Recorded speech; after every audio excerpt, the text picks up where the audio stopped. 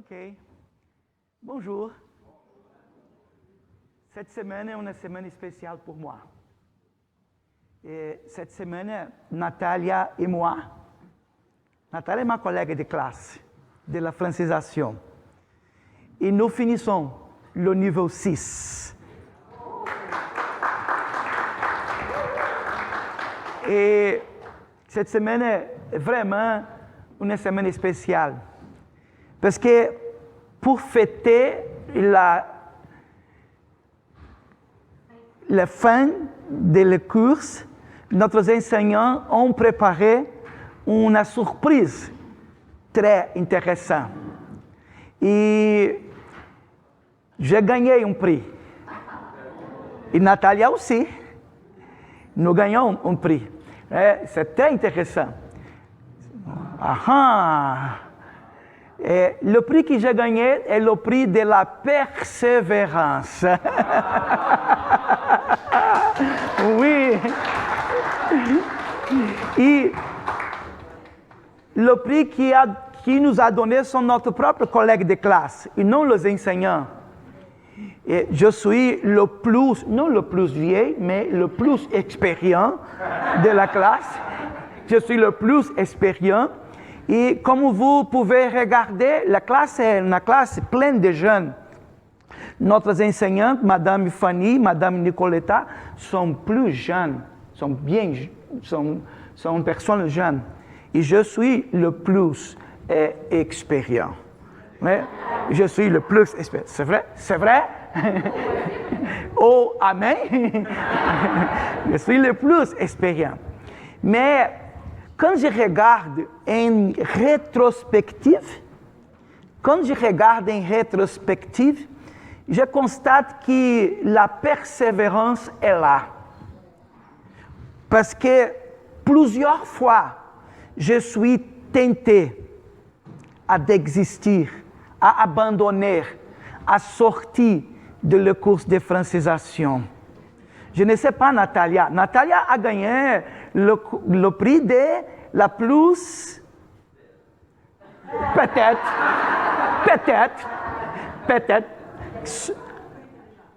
Le plus intelligent. Wow!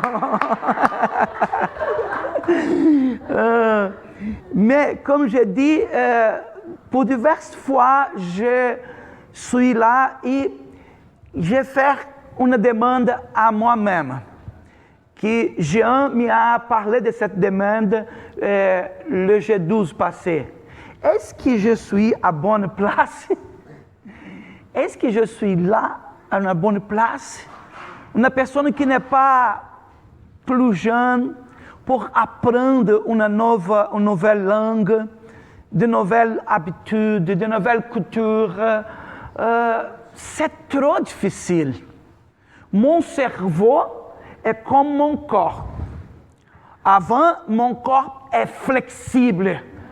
Mon cerveau est comme ça. Avant, quand j'étais jeune, quand je suis un enfant, mon cerveau et le cerveau de chacun de nous est plus flexible. La neuroplasticité du cerveau pousse. Mais à mesure que notre âge avance, notre cerveau se rend plus rigide. Pour ça, quand est le fin des courses de francisation, je suis trop fatigué. Vraiment fatigué. Je suis vraiment. Mais j'ai pensé, pour diverses fois, est-ce que je suis dans la bonne place? Pour diverses fois, je suis tenté à désister. Est-ce que parmi nous, quelqu'un a passé pour quelque type de tentation?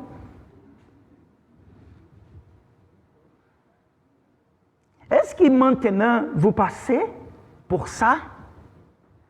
Ce matin, j'aimerais partager avec vous sur le sujet suivant, la victoire sur la tentation. La victoire sur la tentation. Quand nous lisons Luc chapitre 4, verset 12, je pense que nous pouvons lire ensemble Luc chapitre 4, verset 1 et 12. Nous pouvons lire Jésus, nous pouvons lire ensemble s'il vous plaît. Jésus, rempli du Saint-Esprit, revient du Jourdain. Il fut conduit par l'Esprit dans le désert, où il fut tenté par le diable pendant 40 jours. Il ne mangeait rien durant ces jours-là, et après qu'il fut reculé, il eut faim. Quand nous étendons le mot tentation, quels sont les concepts qui nous viennent à l'esprit? Avons-nous une notion claire de ce que ces phénomènes tentation signifient? Pourquoi nous sommes tentés? Pourquoi nous sommes tentés? Est-ce que un jour, lorsque nous traversons ce type d'expérience, qu'est-ce qui se passe quand nous passons nous traversons cette expérience? Qu'est-ce qui occure? Qu'est-ce qui se passe? Je pense que nous passons pour la tentation pour toute notre vie. Surtout pour toute notre vie en tant que chrétien, en tant que serviteur de Jésus-Christ, en tant qu'Église. Hein? La mot tentation, elle signifie tester, mettre à preuve. Signifie une tentative, une épreuve, une expérience. Et dans le domaine de le grec séculaire, du grec classique, le mot signifie évaluer la capacité, la force et le courage. Et elle est utilisée souvent du contexte militaire et du contexte athlétique. Mais dans le Nouveau Testament, ou du contexte dans la spiritualité chrétienne, le mot et son sens dérivé prennent une connotation plus morale et plus spirituelle, souvent associée aux tentations et épreuves de la foi. Et je pense quand nous sommes tentés, après vécu la tentation, nous pouvons sortir de là plus expérients. Nous pouvons sortir de là plus capacité. Nous pouvons sortir de là avec courage, avec force spirituelle. Nous pouvons sortir de la tentation d'une façon que notre foi et notre stature spirituelle agrandit. Amen? Mais si nous sommes capables de surmonter la tentation, le contraire occure. Nous avons une expérience mauvaise qui provoque non la capacité, mais la maladie spirituelle, la dépression spirituelle. Provoque la dépression émotionnelle. Nous avons dans la Bible plusieurs exemples de personnes, de serviteurs de Dieu qui n'ont pas surmonté la tentation et après ça, ces personnes-là sont malades. Par exemple, quand nous lisons le psaume 51, psalmiste David, après non surmonter la tentation, il sort de la faiblesse, avec douleur en son corps. Mais j'ai de bonnes notices. Nous pouvons surmonter la tentation. Amen? Nous pouvons être victorieux sur la tentation. Matthieu, Marc et Luc registrent la tentation à laquelle Jésus a confronté.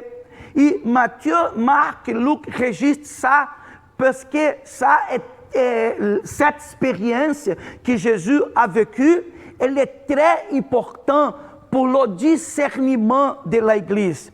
Et non seulement Matthieu, Marc et Luc registrent. Si nous regardons par exemple les écritures de Marc sur la tentation, là-bas, a seulement 2 versets. Et regarde que, do point de vista chronologique, Marc est le premier.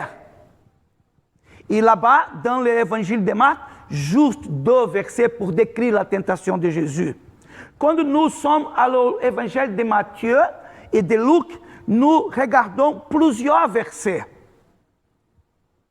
Et nous demandons, est-ce que Matthieu et Luc, ils prennent Marc avec comme une souche, ou il y a de l'autre souche?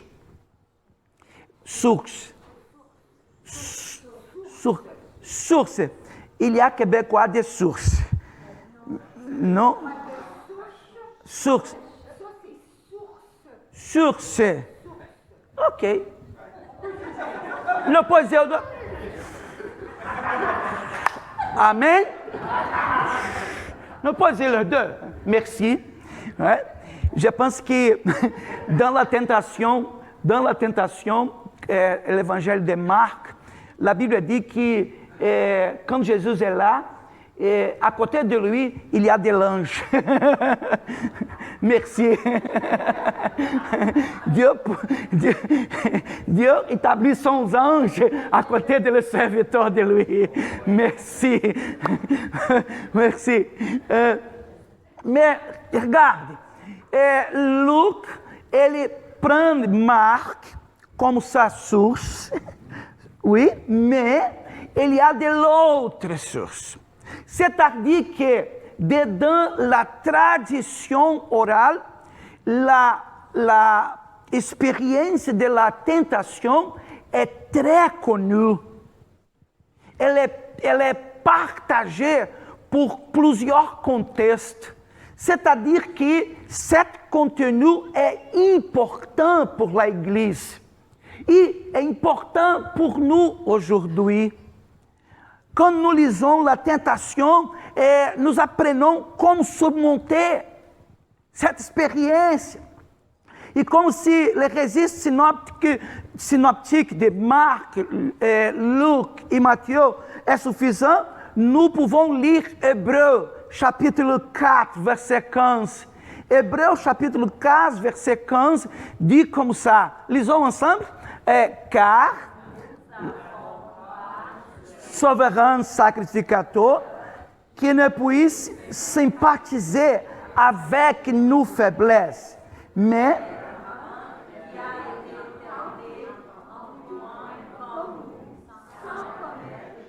ok, car nous n'avons pas un souverain sacrificateur qui ne puisse sympathiser avec nos faiblesses, mais un qui a été tenté en tout point, comme nous, sans commettre de péché. Quand nous lisons ce texte-là, et quand nous lisons l'évangile synoptique, nous devons comprendre que la tentation n'est la même chose que le péché. La tentation n'est pas la même chose. N'est pas la même chose que le péché. D'accord ou non? Oui ou non? Amen. Jésus a été tenté, mais il n'est pas commis de péché. Il n'est pas commis de péché. La tentation, elle n'est la même chose pas que le péché. C'est différent. La tentation revêt diverses formes et aspects. Chapitre 15, verset 15 de Hébreux 4, dit « Un qui a été tenté en tout point ». Il y a divers aspects de la tentation. La tentation est tout ce qui l'oriente ou nous fait distants de notre chemin spirituel, nous fait distants de notre appel, de notre vocation, de notre relation avec Dieu. La tentation est quelque chose qui arrive et qui nous éloigne de Dieu. Amen? C'est vrai? Amen? Non, je pense que c'est vrai et meilleur. Je pense que c'est vrai et meilleur. Ok? Les tentations peuvent être une expérience solitaire. Une expérience solitaire. La tentation peut être une expérience intérieure. La tentation peut être une expérience individuelle, mais aussi une expérience communautaire.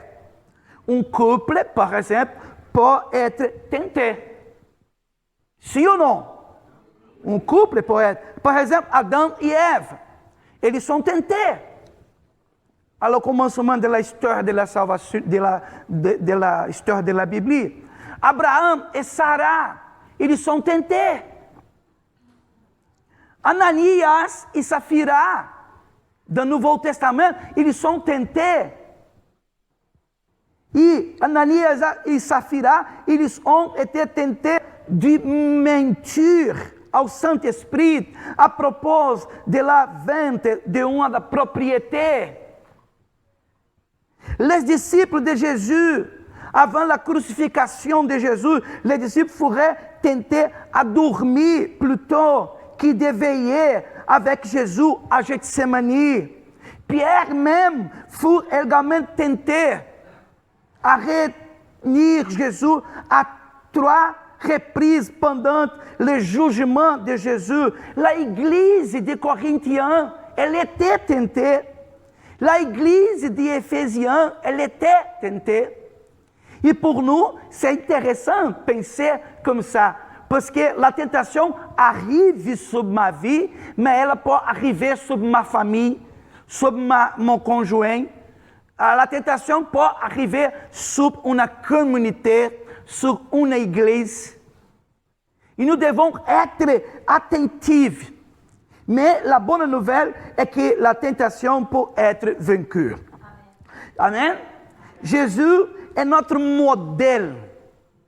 Jésus est notre modèle suprême de une vie victorieuse sur la tentation. Et en regardant la manière que Jésus a surmonté la tentation, nous pouvons surmonter et être aussi victorieux. Ok? Et pour surmonter ou pour vaincre la tentation, premièrement, d'abord, je vous déclare, nous devons vivre une vie pleine et dirigée par l'Esprit. Nous pouvons parler, pour vaincre les tentations, nous devons vivre une vie pleine et dirigée par l'Esprit. Il y a une compréhension équivoquée sur Luc chapitre 4, verset 2. Quelqu'un pense que l'Esprit a conduit à Jésus pour être tenté. Ce n'est pas la bonne interprétation de ce verset-là. Lisons le verset ensemble. Luc chapitre 4, verset 1 et 2. Lisons. Jésus, rempli du Saint-Esprit, revint du Jourdain. Et il fut conduit par l'Esprit dans le désert, où il fut tenté par le diable. Pendant 40 jours, il ne mangeait rien durant ces jours-là. Et après qu'il fut reculé, il eut faim. Jésus, rempli du Saint-Esprit, revient du Jourdain. Jésus, il vivre avec l'Esprit, avec l'intimité de l'Esprit, non justement seulement dans la période de 40 jours.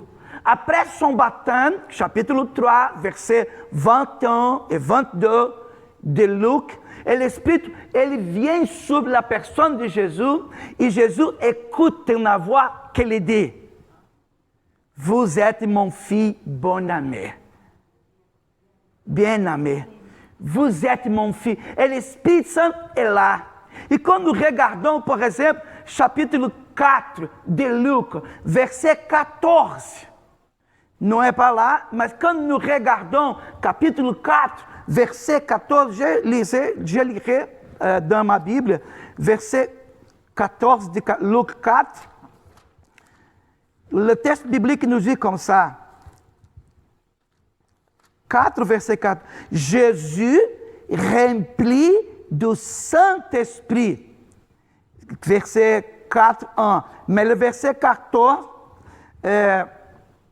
Jésus, revêtu de la puissance de l'Esprit, retourna en Galilée. Et sa renommée se répandit dans tous les pays de l'entour.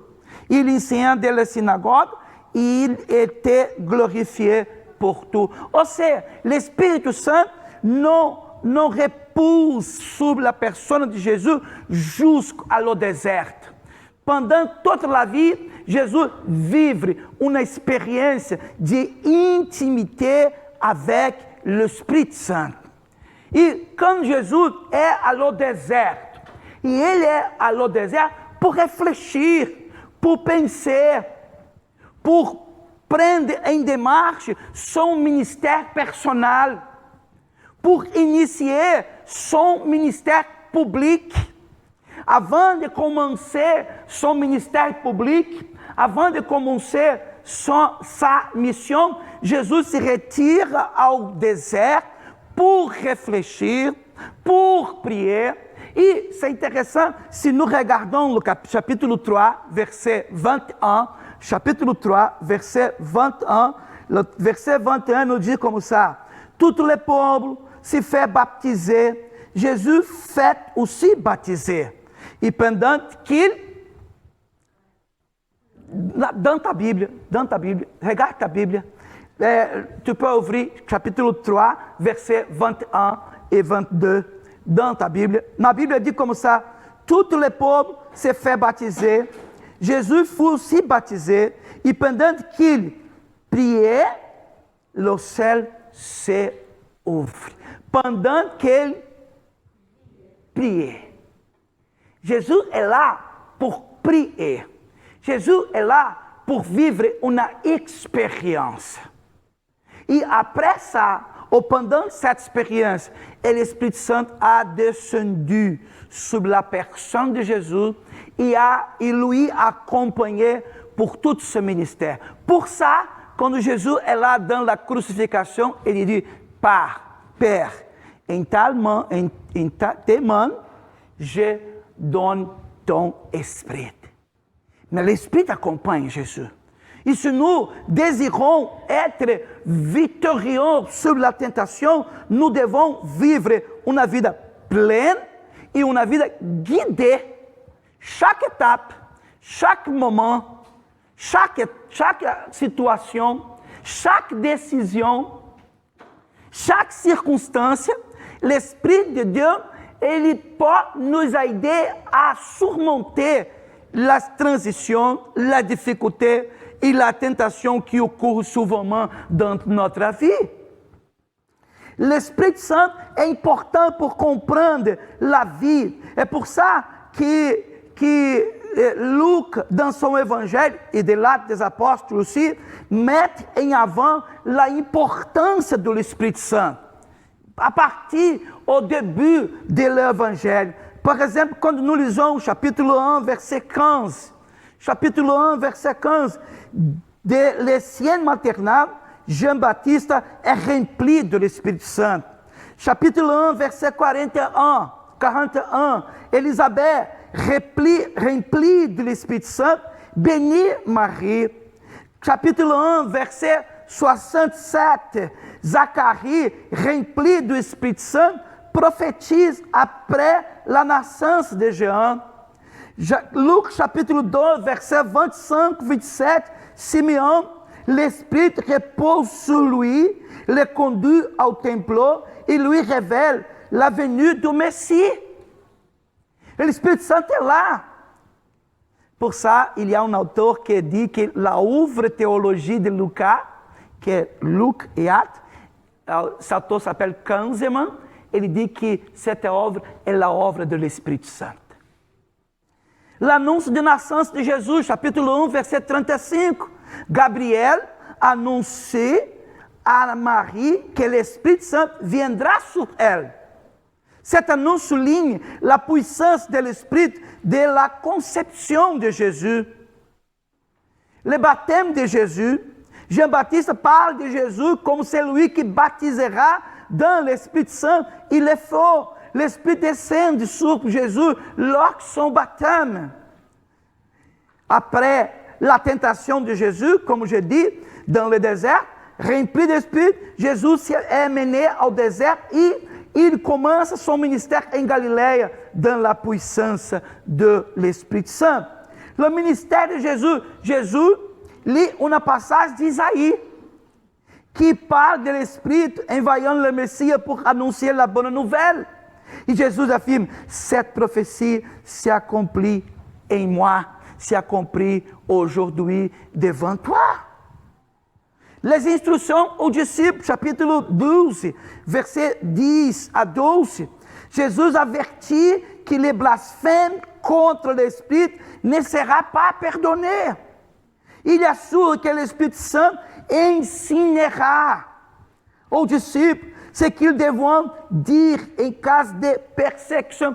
Qui parmi nous, pendant notre vie chrétienne, nous écoutons la voix de l'Esprit Saint? Qui peut dire, moi, pendant ma vie, pendant cette expérience, pendant cette circonstance, j'ai écouté clairement la voix ou la direction, la orientation de l'Esprit Saint? Qui peut dire Amen? Amen. Amen. Et qui, parmi nous, quelquefois, qui écoutons la voix de l'Esprit, la direction de l'Esprit, nous faisons le contraire. Le contraire. Est-ce que vous pouvez regarder quelques différences dans ma main? Quelle est la différence? Si vous percevez cette dent ici, elle est plus ouverte.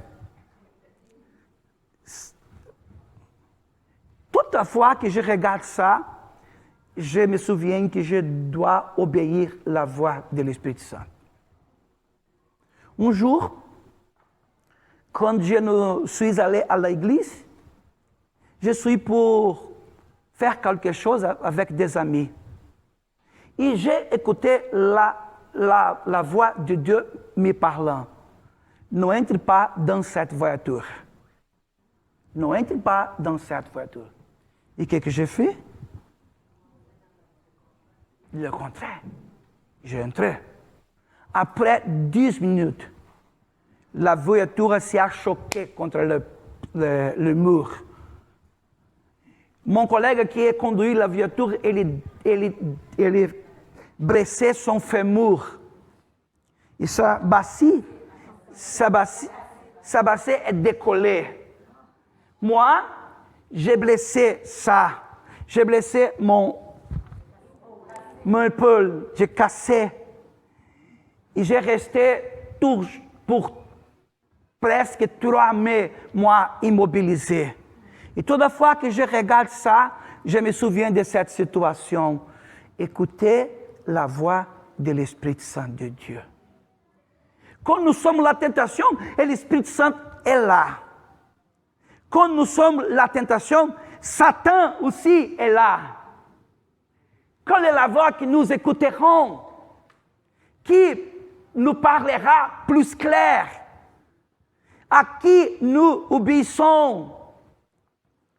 Que nous pouvons obéir la voix de l'Esprit Saint. L'Esprit Saint, la Bible dit, le chapitre 11, verset 13, Jésus encourage ses disciples à demander le don de l'Esprit Saint. Les instructions aux disciples, Jésus avertit sur la blasphème. En conclusion, Église, la présence de l'Esprit Saint comme une personne qui donne force dynamique, essentielle dans la vie de Jésus et des premiers chrétiens, elle est aujourd'hui présente dans notre vie. Et si nous désirons surmonter qualquer tentation, si nous désirons être ou vivre une vie spirituelle victorieuse, nous devons être pleins et dirigés pour l'Esprit Saint de Dieu. L'Esprit Saint guide, l'Esprit Saint inspire, l'Esprit Saint soutient, l'Esprit Saint, elle est avec nous pour nous encourager. Aujourd'hui, le même Esprit Saint nous capacite pour accomplir la mission de Dieu et vaincre les tentations qui se présentent dans notre vie. Amen. Jésus a reçu une mission. Quand il est là, à côté de Jean-Baptiste, le ciel est ouvert. Il écoute la voix de Dieu. Vous êtes mon fils bien-aimé. Est-ce que Jésus sera vraiment le fils bien-aimé de Dieu? Ça dépend de la victoire de la tentation. Ça dépend. Jésus, il est tenté. La Bible nous dit ça. Mais il n'est pas un pécheur. Il est victorieux. Mais pour le deuxième partie, ou le deuxième conseil, pour vaincre la tentation, il est essentiel de pratiquer des disciplines spirituelles. Nous devons pratiquer les disciplines spirituelles. Qui parmi nous est une personne disciplinée? Hein? Quelquefois? Qui parmi nous est une personne disciplinée? Est-ce que vous pouvez dire sur toi-même, je suis une personne disciplinée? Oui ou non? Ah, oui? Ta épouse Simon, ta épouse est disciplinée? Oui, vous êtes chanceuse. Luciane est disciplinée. C'est-à-dire que si quelqu'un me dit tu devrais prêcher jusqu'à 11h10, je fais toutes les forces pour être discipliné. Est-ce que vous comprenez? OK? Qui est discipliné? Nous avons besoin d'être disciplinés. Et dans l'expérience chrétienne, il y a des disciplines spirituelles. Par exemple, le texte biblique nous dit, versets 1 et 2, lisons ensemble. Jésus, rempli du Saint-Esprit, revient du Jourdain et il fut conduit par l'Esprit dans le désert, où il fut tenté par le diable pendant 40 jours. Il ne mangea rien durant ces jours-là. Et après qu'il fut reculé, il a eu faim. Il ne mangea rien durant ces jours-là. Quand nous regardons la même expression dans l'évangile de Marc, chapitre 4, versets 1 et 2, le verset nous dit, « Alors Jésus fut amené par l'Esprit dans le désert. Après avoir jeûné 40 jours et 40 nuits, il eut faim. » Après avoir jeûné. Jeûner est une expérience ou une discipline spirituelle, telle comme la prière. Les deux sont constamment connectés, les deux sont constamment liés. Mais nous comme chrétiens, nous oublions tout le temps, nous ne parlons pas de la discipline spirituelle. Ou de les disciplines. Quelles sont les autres disciplines spirituelles qu'il y a dans la Bible? Par exemple, si nous lisons un livre très intéressant que je vous recommande fortement, un livre de Richard Foster. Je lis ce livre-là avec Luciana et avec nos enfants. Je lis en portugais. Je ne sais pas s'il y a en français, mais vous pouvez chercher. Quand je lis ce livre-là est un livre très biblique, une théologie biblique. Et ce livre-là est considéré un des 10 livres chrétiens les plus importants dans le XXe siècle. Il est considéré aujourd'hui un classique de la littérature chrétienne. Il organise la discipline spirituelle en 3 mouvements de l'esprit. Par exemple, il parle de la discipline intérieure. La discipline intérieure favorise la transformation intérieure, la croissance spirituelle personnelle. Et la discipline intérieure sont la méditation, non la méditation bouddhiste, non la méditation transcendantale, mais la méditation biblique. La même méditation qui est là, livre des Psaumes, chapitre 1. Nous devons méditer sur la parole de Dieu. Amen. La méditation chrétienne, la méditation biblique, la prière, les jeûnes et l'étude de la Bible. Ces 4-là sont disciplines intérieures. Mais l'auteur parle aussi de les disciplines extérieures. Discipline intérieure est pour moi-même. La discipline extérieure est pour vivre les priorités du royaume de Dieu dans la pratique quotidienne du disciple de Jésus. La discipline extérieure, la simplicité, la solitude. Est-ce que vous connaissez ce mot-là, solitude? Solitude non est pas être seul. Solitude est se retirer pour être avec Dieu, pour contempler son grandeur, pour contempler sa gloire. Il y a un auteur théologien, Dietrich Bonhoeffer, qui va dire que si nous sommes capables d'être en solitude, nous sommes capables de vivre en communauté. La solitude est importante. La personne qui apprend à vivre en solitude, elle est capable de vivre ensemble. La personne qui não é capable de vivre ensemble, ela restera peut-être un problème pour vivre en couple, pour vivre en communauté. Jésus cherche la solitude. Ele cherche rester seul avec Dieu pour prier et pour chercher la orientation de l'Esprit Saint de Dieu pour sa vie et pour son ministère qui commencera. Amen? La discipline extérieure, la discipline communautaire, mettre en avant l'importance de la communion chrétienne comme moyen de s'approcher de Dieu. La discipline communautaire est la confession, adoration, orientation, célébration. La discipline intérieure, l'auteur que je parle, parle de jeûne.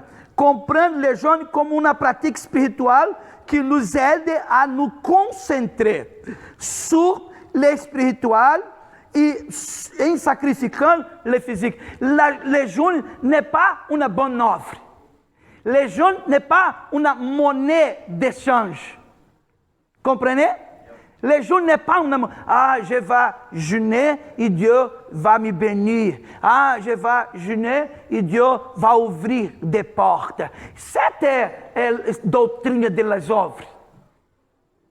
Le jeûne est une discipline spirituelle onde nous cherchons la volonté de Dieu, le discernement. Jésus, il est rempli de l'Esprit Saint, mais il reste là pour jeûner, pour chercher, pour comprendre la direction de son Père. Et quand il comprend la direction de son Père, Jésus part.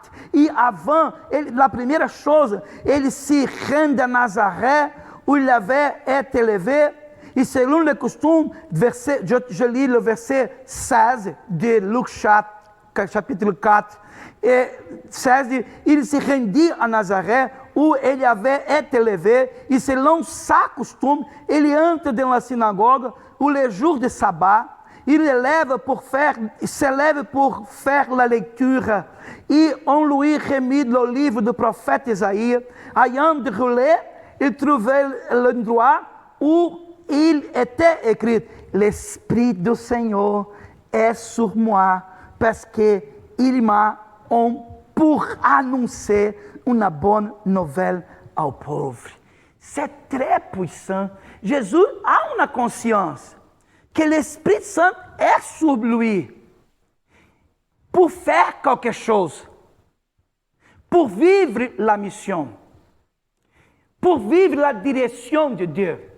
Mais nous avons un ennemi que tout le temps, cet ennemi-là, il ferait de tout pour nous dévier de la direction et de ce que Dieu a établi pour notre vie. Pour ça, Jésus est tenté.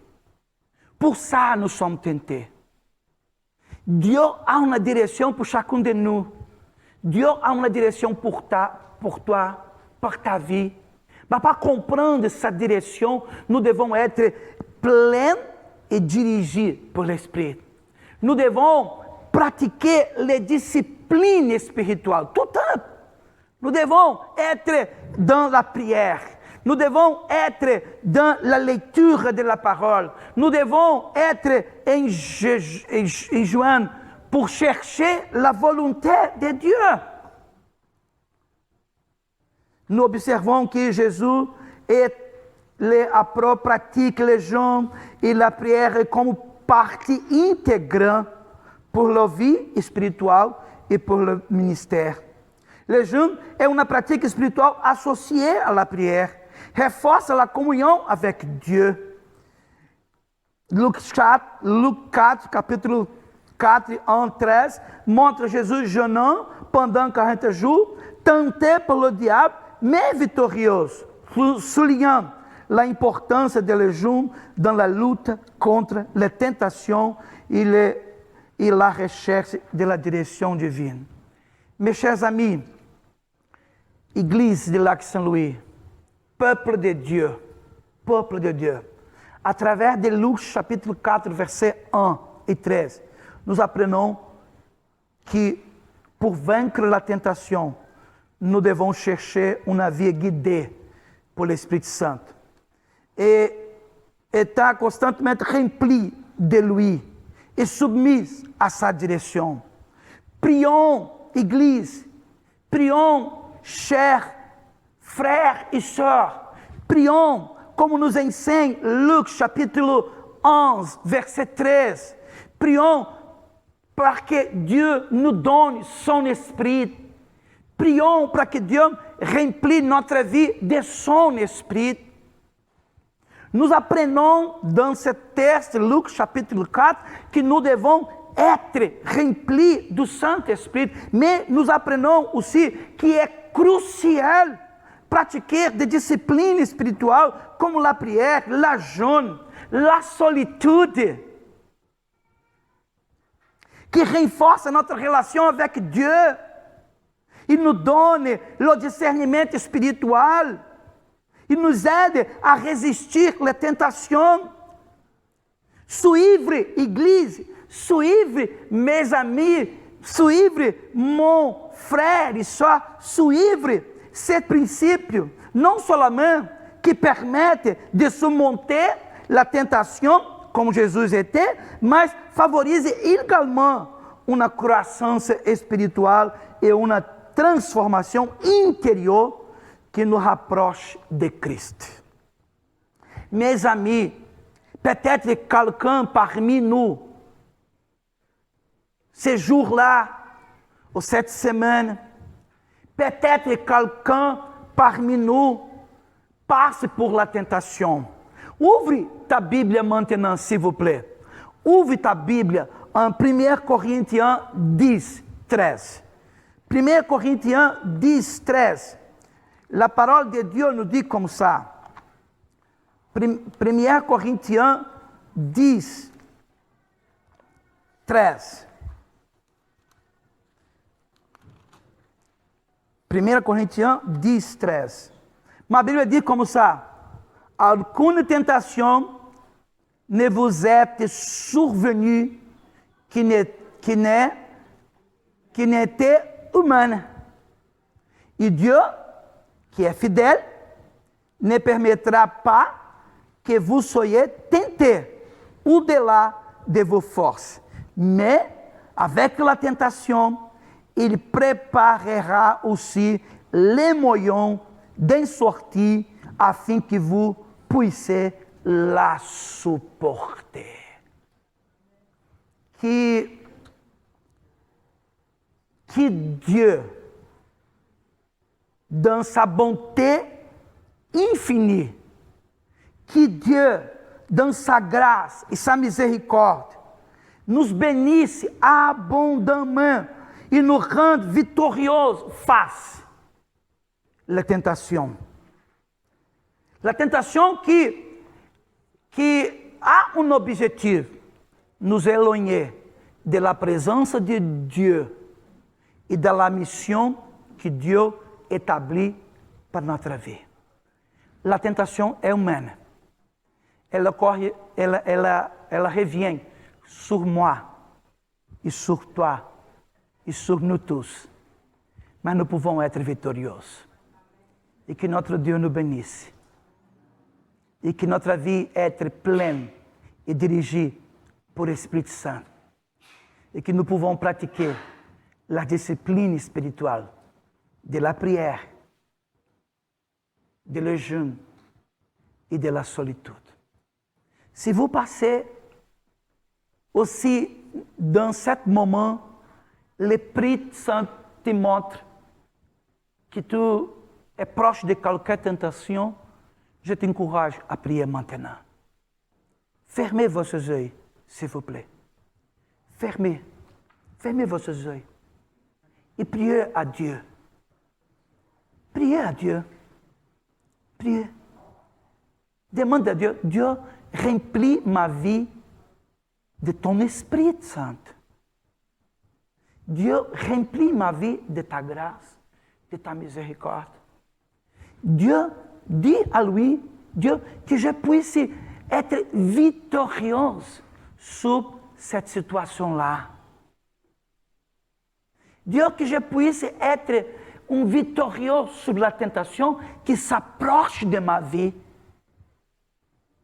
Confesse à Dieu maintenant, Dieu, tu connais mon point faible. Tu connais ma humanité.